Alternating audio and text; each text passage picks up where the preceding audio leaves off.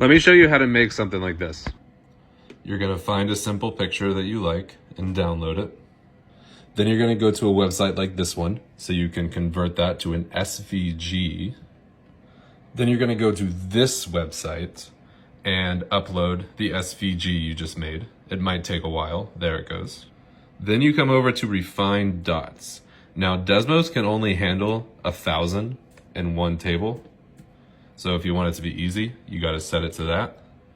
And then you come over here to get coordinates, change that to an CSV, copy that, and then you're gonna paste that into Desmos, and there's your Pokeball. You can just mess with the scaling.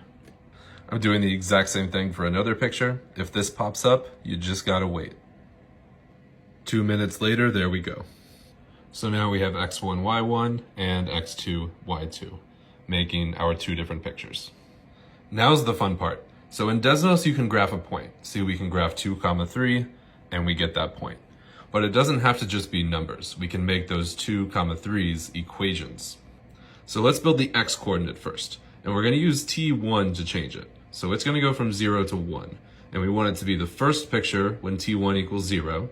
So see here, when T1 equals 0, it'll just be X1. But we want it to turn off when T1 equals 1. And see, that'll happen because when T1 equals 1, 1 minus 1 is 0, and that whole part just goes away. So that will turn on X1 at the beginning and off at the end. Then we do a similar thing for X2, but the opposite.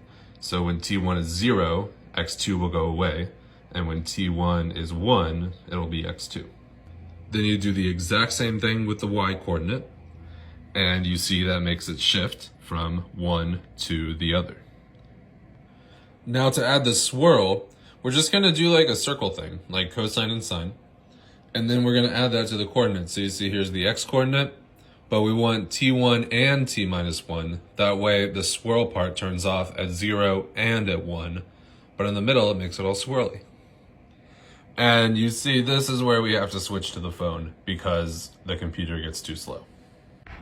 So now we're on the phone. It turned out the real reason it was slow is because that's not supposed to be X of T, that's supposed to be X of T1.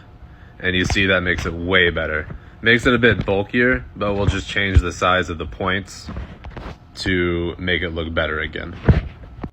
But at this point it's looking pretty good. We just need to accentuate the swirl because we're at such a large scale that at this scale with like the period only being 1, you can't see it.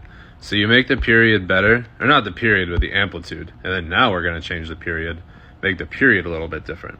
But you see it's still not random. So we'll fix that by just adding some randomness. So I'm just gonna go B equals random 1,000, since we have 1,000 points. And then you just kind of include that. You can really get pretty funky with it. You see, just doing that already makes the cloud. But I go ahead and just kind of put it everywhere. And it looks pretty interesting. You see, you get this nice little swirl. The last thing to do visually to make it like final is to just have it stop. So there's our Pokeball. We hit play. There's our Mew. And you just watched me make it from scratch. It wasn't that difficult.